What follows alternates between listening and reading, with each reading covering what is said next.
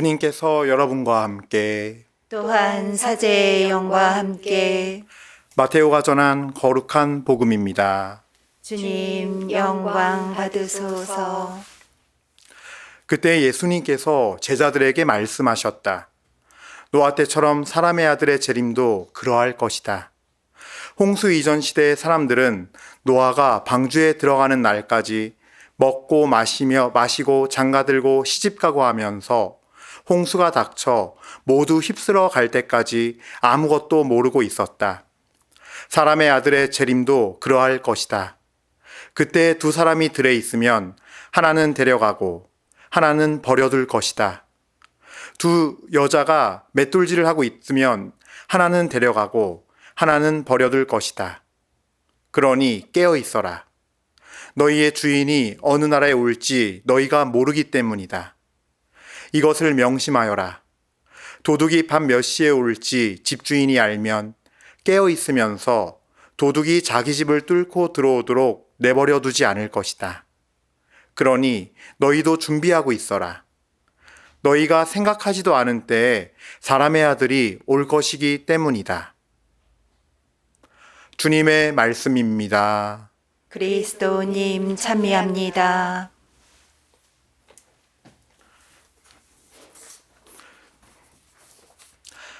찬미 예수님, 찬미 예수님. 하이엄. 당황하셨죠? 깜짝 놀라셨죠? 예, 이 인사는요, 제가 사목하고 있는 친구들이 저에게 하는 인사입니다. 저도 처음에 무척 당황했습니다. 예. 저는 지금 서울 아지트라는 이름을 가진 버스를 타고 다니면서 위기를 겪고 있는 다양한 종류의 다양한 사연을 지닌 청소년들을 만나고 있고, 또 그들과 놀아주고, 밥도 먹이고, 얘기도 들어주고, 또 도와줄 수 있는 것들은 무엇이든지 도와주려고 하는 은성대 요셉 신부입니다. 예, 저에게 이 서울 아지트 버스는 제 성당입니다. 그리고 또 저희 실제로 사무실도 있지만 저의 사무실이기도 합니다. 이 버스가. 저희 성당은 이 아지트 버스는 예수님께서 고을을 다니시면서 복음을 선포했던 그 모습을 현대적인 모습으로 구현해내 본 것입니다.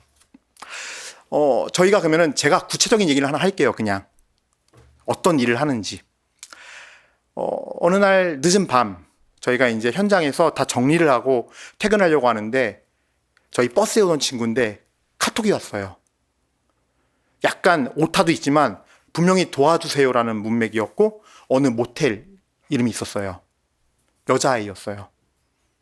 이 친구가 가출한 청소년이기 때문에 직감을 했죠. 또 이 친구가 또 채팅 앱에 들어가서 하룻밤을 넘기려고 어떤 남자랑 채팅을 해가지고 하룻밤을 보내려고 하는구나. 근데 뭐가 큰일 났구나 지금. 바로 경찰에 신고하고 저희는 다 뛰어갔습니다. 가서 보니까 역시나 예상이 맞았고 남성은 도주를 했고 아이는 다행히 너무 큰 상처는 없었어요. 군데군데 좀 이렇게 맞은 흔적은 있는데 다행히 큰 상처는 없어서 경찰서로 가서 피해자 조서를 쓰고 또 현장에서 그 상대방 남자도 검거했습니다. 경찰이 바로 그 CCTV를 확인해가지고. 그리고 일단은 밤에 조서 쓰고 나니까 뭐 거의 한 새벽 2시가 넘었더라고요. 근데 밥만 먹여서 안 될 것 같아서 평소에 저희가 생각하고 있던 이야기를 좀 했어요. 그 친구에 대해서. 그때 참교육을 해야 돼요. 그때가 마음이 열리고 귀가 열려있는 순간이거든요.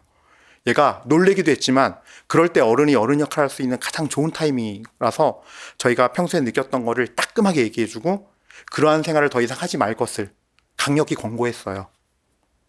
어떻게 됐을까요? 예.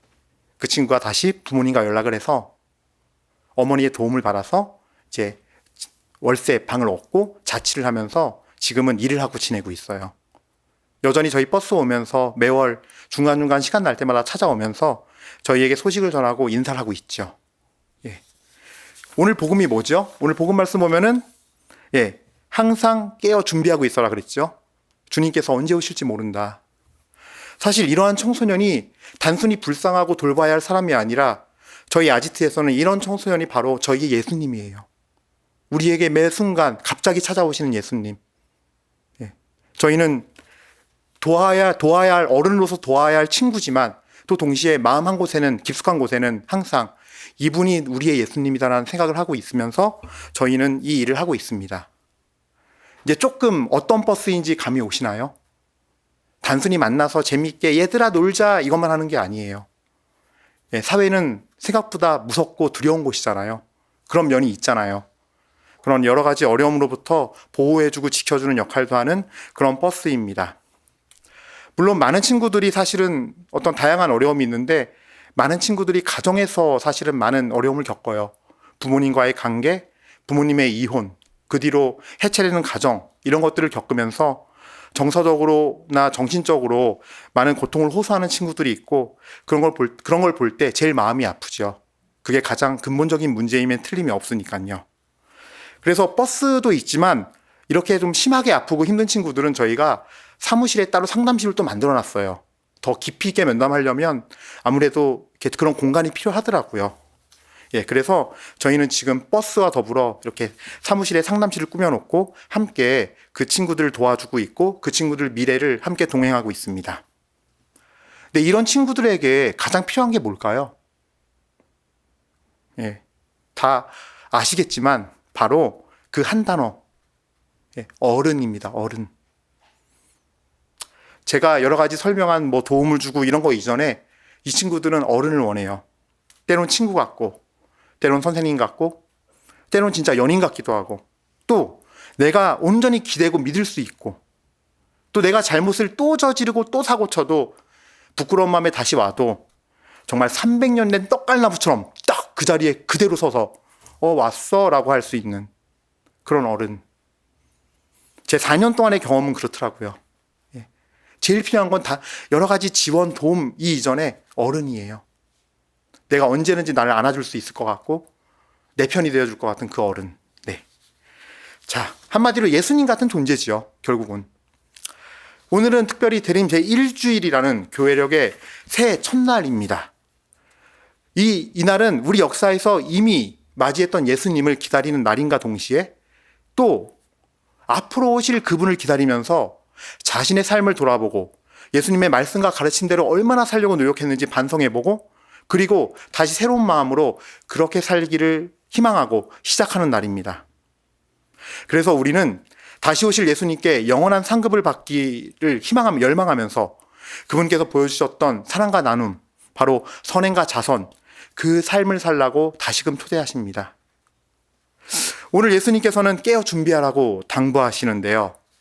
노아의 홍수대처럼 정말 바쁜 일상에만 매몰되어 있지 말라고, 그 사람들처럼 있지 말라고 당부해 주십니다. 하늘을 보고 이제 우리의 주님을 맞이할 준비를 하라고 당부하십니다. 그러면 어떻게 해야 할까요? 오늘 제1독서 말씀에 그 답이 있습니다. 자, 주님의 산으로 올라가자. 야곱의 하느님 집으로. 이는 시온에서 가르침이 나오고 예루살렘에서 주님의 말씀이 나오기 때문이다. 그렇습니다. 다시금 교회를 찾고 주님 말씀에 귀를 기울이고 또 그 말씀이 무엇인지 내 삶 속에서 어떻게 실천할지 묵상해보고 그 말씀대로 살려는 것, 그것이 답입니다. 제 얘기를 좀 또 들려드릴게요. 제가 처음으로 아지트 사목 부르심을 받을 때 일인데요. 그때 청소년 사목 담당 주교님은 정순택 베드로, 지금 대주교님, 서울교구장님이셨습니다.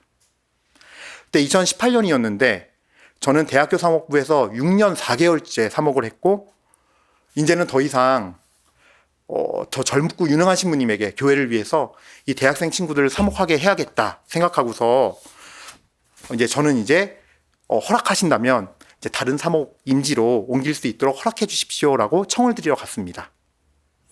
왜냐하면 2019년에 되면은 2000년생 21세기 친구들이 대학생이에요. 감히 20세기 사람인 제가 21세기 사람을 맞이하는 게 뭔가 죄스러웠어요.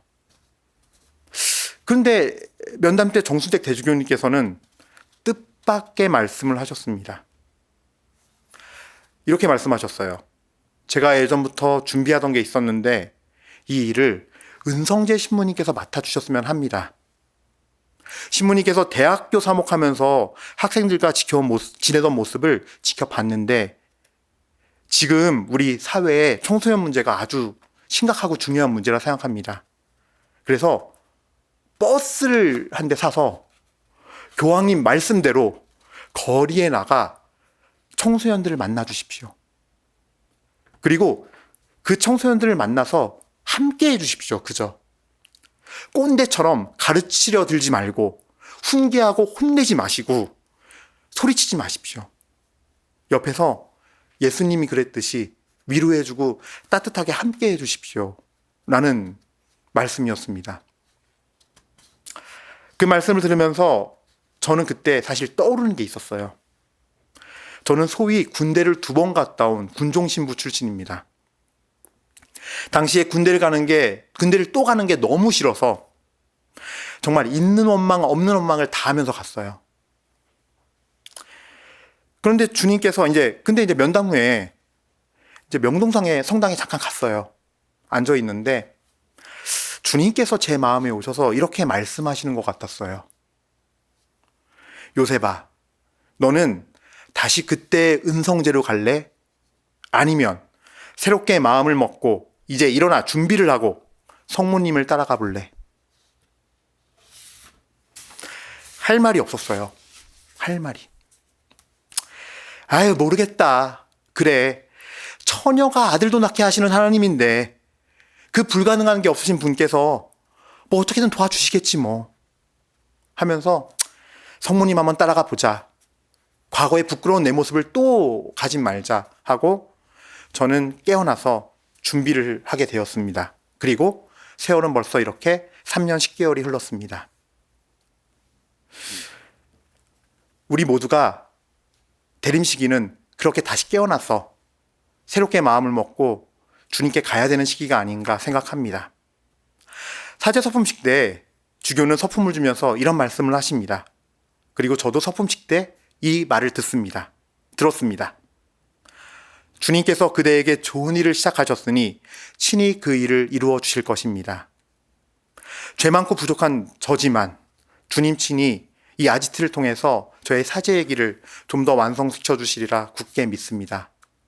우리 모두 이제 깨어나서 밤이 지나고 낮이 다가왔으니 깨어나서 새 옷을 입고 주님께 나아가고 25일 날 성탄대축일에 오시는 주님을 기쁘게 맞이합시다.